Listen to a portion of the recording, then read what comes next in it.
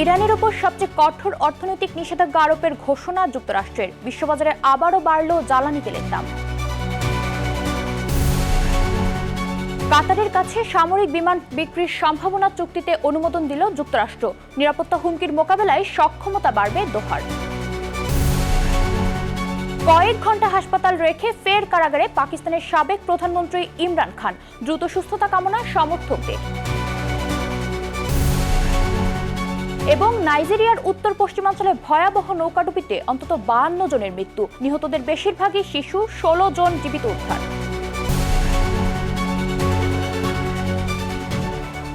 বিশ্বজুড়ে ঘটে যাওয়া দিনের গুরুত্বপূর্ণ ঘটনাবলী নিয়ে আরটিভির নিয়মিত আয়োজন সারাদিনের বিশ্ব। আপনাদের সঙ্গে আছি আমি জেরিন অপি। ইরানের ওপর ইতিহাসের সবচেয়ে কঠোর অর্থনৈতিক নিষেধাজ্ঞা আরোপের ঘোষণা দিয়েছে যুক্তরাষ্ট্র। মার্কিন ট্রেজারি মন্ত্রী স্কট বেসেন্ট বলেছেন, আগামী সপ্তাহে নতুন নিষেধাজ্ঞার বিস্তারিত জানানো হবে।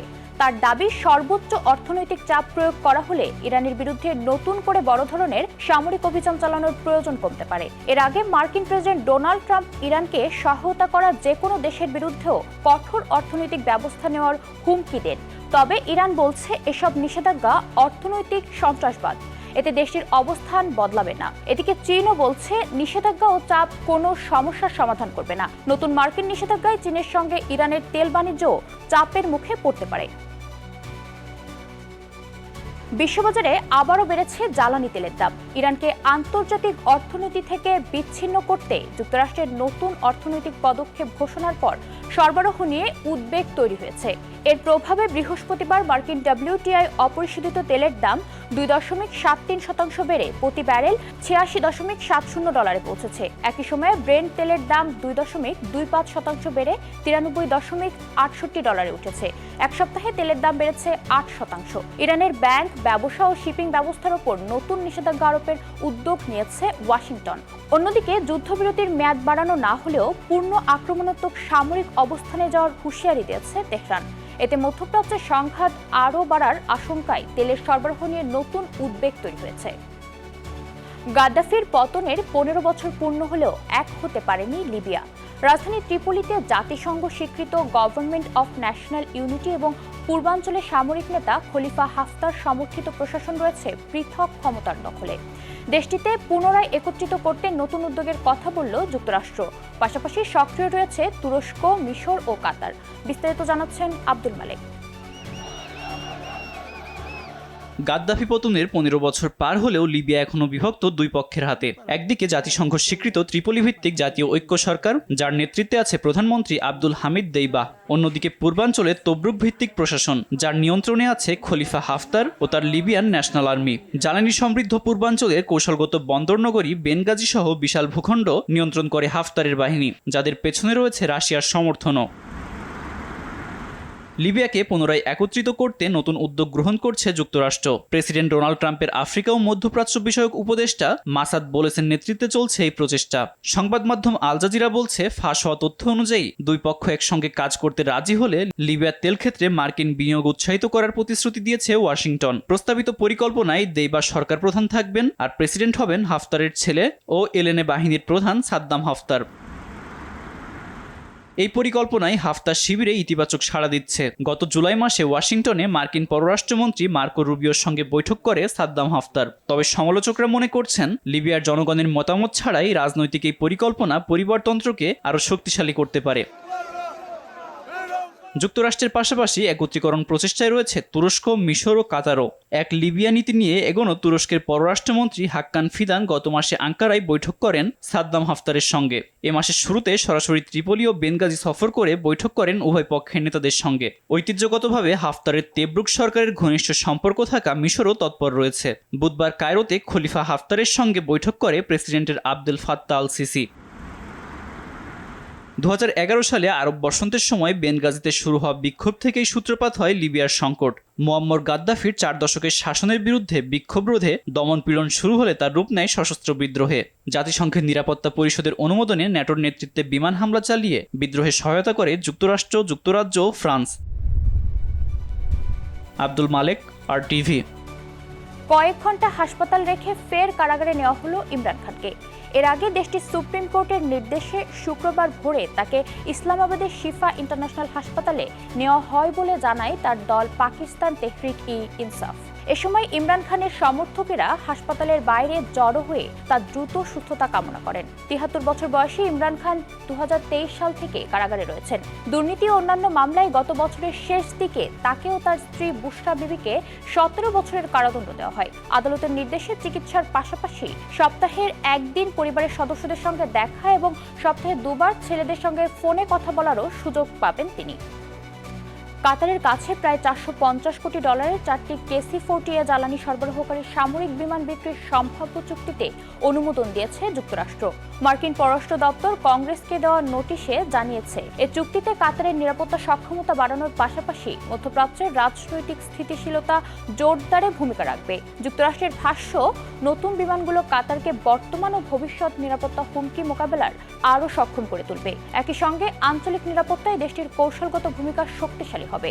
চুক্তি বাস্তবায়িত হলে এর প্রধান ঠিকাদার হিসেবে কাজ করবে Boeing, Pratt and Whitney military engines, RTX corporation ও নর্থরপ গ্রুম্যান কর্পোরেশন।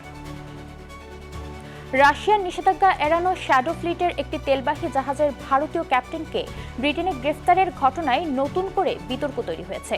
৩৮ বছর বয়সী অজয় পান্তের স্ত্রী ঋতু পান্তের দাবি, তার স্বামীকে এ ঘটনার বলির পাঠা বানানো হয়েছে। গত ১৪ জুন ইংলিশ চ্যানেলের ব্রিটিশ কমান্ডার হেলিকপ্টার থেকে নেমে তেলবাহী জাহাজটি আটক করেন। জাহাজটিতে প্রায় ৯৮,০০০ টন তেল ছিল। অজয় পান্তের বিরুদ্ধে নিষেধাজ্ঞা লঙ্ঘনের অভিযোগ আনা হয়েছে।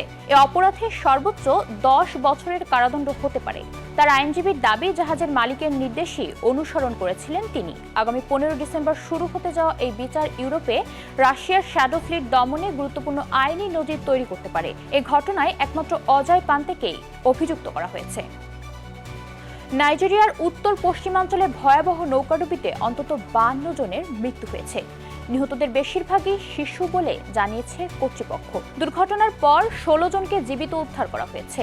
এখনও নিখোঁজ রয়েছেন ১৫ জন। সেকোটো প্রদেশের গোরাও এলাকায় ৭০ জনের বেশি যাত্রী নিয়ে নৌকাটি ডুবে যায় বলে ধারণা করা হচ্ছে। দুর্গম এলাকায় দুর্ঘটনা ঘটার উদ্ধার কাজও কঠিন হয়ে পড়েছে। পুলিশের তথ্য অনুযায়ী এখন পর্যন্ত ৫২ জনের মরদেহ উদ্ধার করা হয়েছে। এক প্রত্যক্ষদর্শী জানিয়েছে, নৌকাটিতে কৃষক ও শ্রমিকদের সঙ্গে শিশুরাও ছিল। নাইজেরিয়ায় অতিরিক্ত যাত্রী বহন, নৌযানের রক্ষণাবেক্ষণের অভাব এবং নিরাপত্তা বিধি না মানার কারণেই প্রায় নৌ দুর্ঘটনা ঘটে। তবে দেশটির গ্রামীণ এলাকায় নদীপথ অনেক মানুষের যাতায়াত ও পণ্য পরিবহনের প্রধান মাধ্যম। পেরুর দক্ষিণাঞ্চলে স্থানীয় সময় বৃহস্পতিবার দুপুরে শক্তিশালী ভূমিকম্পে অন্তত ৩ জন আহত হয়েছেন। মার্কিন ভূতাত্ত্বিক জরিপ সংস্থা USGS জানায়, ভূমিকম্পটির মাত্রা ছিল ৬.৭। তবে পেরুর জিওফিজিক্যাল ইনস্টিটিউশনের হিসাবে এর মাত্রা ৭.২। আপাহুয়াচো শহরের প্রায় ৪০ কিলোমিটার উত্তর পশ্চিমে ভূমিকম্পটির উৎপত্তি। এতে অন্তত ২২টি বাড়ি, ৬টি স্কুল ও ১২টি চিকিৎসা কেন্দ্র ক্ষতিগ্রস্ত হয়েছে। কোরাকোরা শহরের আশেপাশে পাহাড় থেকে পাথর ও মাটি ধসে পড়েছে। উদ্ধার ও সহায়তা দল সেখানে কাজ করছে। এছাড়া ভূমিকম্পের পর ৪.২ মাত্রার একটি আফটারশক অনুভূত হয়। কুস্কো, অ্যারেইকুইপা ও রাজধানী লিমাতেও এই কম্পন অনুভূত হয়েছে। সুদানের উত্তর কর্দফুন রাজ্যে দেশটির আধাসামরিক বাহিনী র্যাপিড সাপোর্ট ফোর্স বা RSF এর হামলায় নিহত হয়েছে অন্তত ৬ জন। বাস্তুচ্যুত হয়েছেন ১,০০০-এরও বেশি মানুষ। জাতিসংঘ বলছে, গত বছরের শেষ ভাগ থেকে দেশটির সেনাবাহিনীর সাথে তীব্র লড়াইয়ে শুধু কর্দফুর অঞ্চলেই নতুন করে বাস্তুচ্যুত হয়েছে ২ লাখেরও বেশি মানুষ। বিস্তারিত জানাচ্ছেন আব্দুল মালিক। সুদানের উত্তর কর্দোফান রাজ্যের রাজধানী এল ওবেইদ থেকে প্রায় ৪০ কিলোমিটার দক্ষিণ পশ্চিমের আল শাকলা গ্রামে বুধবার হামলা চালায় আধা সামরিক বাহিনী RSF। সুদান ট্রিবিউনের প্রতিবেদন অনুযায়ী এতে নিহত হয়েছে অন্তত ৬ জন। আহত ও নিখোঁজ রয়েছে আরও অনেকেই। এই হামলার জেরে নতুন করে বাস্তুচ্যুত হয়েছে ১,০০০-এর বেশি মানুষ। বৃহস্পতিবার নারী, শিশু ও বৃদ্ধসহ এসব মানুষ কয়েক কিলোমিটার পথ পাড়ি দিয়ে ক্যাম্পে পৌঁছান। জাতিসংঘের অভিবাসন সংস্থা এমও জানায়, গত বছরের শেষ ভাগ থেকে তীব্র লড়াইয়ের কারণে শুধু কর্দোফান অঞ্চলেই নতুন করে বাস্তুচ্যুত হয়েছেন ২ লাখের বেশি মানুষ। সংস্থাটির হিসাবে শুধু এল ওবেইদ সহ সেইকান জেলাতে গত ৮ মাসে বাস্তুচ্যুতি বেড়েছে ২৫%। শুধু কর্দোফান নয়, সংকট ছড়িয়ে পড়েছে সুদানের আরও কয়েকটি অঞ্চলে। ব্লু নাইল রাজ্যে বাস্তুচ্যুত হয়েছে প্রায় ৭৮,০০০ মানুষ। পশ্চিম দারফুরে আগস্টের প্রথমার্ধে বাস্তুচ্যুত হয়েছে আরও ১৮,০০০ মানুষ। এর আগে ২০২৩ সালের এপ্রিলে সেনাবাহিনীতে একীভূত হওয়া নিয়ে বিরোধের জেরে শুরু হয় সুদানের সেনাবাহিনী ও আরএসএফ এর মধ্যকার যুদ্ধ, যার রূপ নিয়েছে বিশ্বের অন্যতম ভয়াবহ মানবিক বিপর্যয়ে। জাতিসংঘের হিসাবে এ পর্যন্ত যুদ্ধে প্রাণ গেছে ৫৯,০০০ মানুষের। দেশ ছাড়া হয়েছে প্রায় ১,৪০,০০,০০০ মানুষ। এর মধ্যে দেশের অভ্যন্তরে বাস্তুচ্যুত ৮৬ লাখ আর প্রতিবেশী দেশগুলোতে আশ্রয় নিয়েছে প্রায় ৪৪ লাখ মানুষ। মানবিক সহায়তা প্রয়োজন এমন মানুষের সংখ্যা দাঁড়িয়েছে প্রায় ৩.৫ কোটিতে। যুদ্ধ শুরুর আগে এল ওবেইদ শহরের জনসংখ্যা ছিল মাত্র ৭.৫ লাখ। বর্তমানে তা বেড়ে দাঁড়িয়েছে ৩৪ লাখে। মানবাধিকার সংস্থা সেভ দ্য চিলড্রেন জানায়, চলতি বছরের প্রথম ৬ মাসেই শহরটিতে আশ্রয় নিয়েছে প্রায় ৩৯,০০০ শিশু। আব্দুল মালেক, RTV। সোমালিয়ার পুন্টল্যান্ড উপকূলে তুরস্ক থেকে অস্ত্র ও সামরিক সরঞ্জাম বহন করে একটি বাণিজ্যিক জাহাজ ছিনতাই করেছে সশস্ত্র জলদস্যুরা। লুতুফ নামের ক্যামেরুনের পতাকাবাহী জাহাজটির ১০ জন নাবিক ও নিরাপত্তা কর্মীকে জিম্মি করা হয়েছে। তাদের মধ্যে ৬ জন ভারতীয়, ১ জন তুর্কি, ১ জন জর্জিয়ান এবং ২ জন সার্বিয়ান নাগরিক।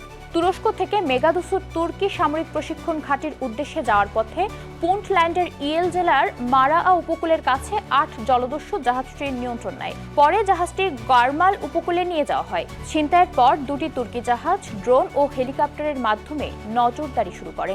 এছাড়া এলাকায় সন্দেহজনক বিমান হামলার খবরও পাওয়া গেছে। সিরিয়ায় উত্তর পশ্চিমাঞ্চলীয় ইদলিব প্রদেশে শুক্রবার ভোরে একটি বাড়িতে ভয়াবহ বিস্ফোরণে অন্তত ৩ জন নিহত হয়েছেন। আহত হয়েছেন আরও ৬ জন। আইন আল কাসাব গ্রামে এই বিস্ফোরণ ঘটে। নিহতদের মধ্যে রয়েছেন বাড়ির কর্তা, তার স্ত্রী ও ভাই। আহতদের মধ্যে ওই দম্পতির কয়েকজন সন্তানও রয়েছে। সিরিয়ার সিভিল ডিফেন্স জানিয়েছে, হতাহতের সংখ্যা প্রাথমিক। উদ্ধার কাজ ও তদন্ত শেষ হলে তা আরও বাড়তে পারে। প্রাথমিক তদন্তে ধারণা করা হচ্ছে, মাছ ধরার কাজে ব্যবহৃত বিস্ফোরক উপকরণ বাড়িটির ভেতরে মজুত করে রাখা হয়েছিল। সেখান থেকেই ভয়াবহ বিস্ফোরণের সূত্রপাত হয়।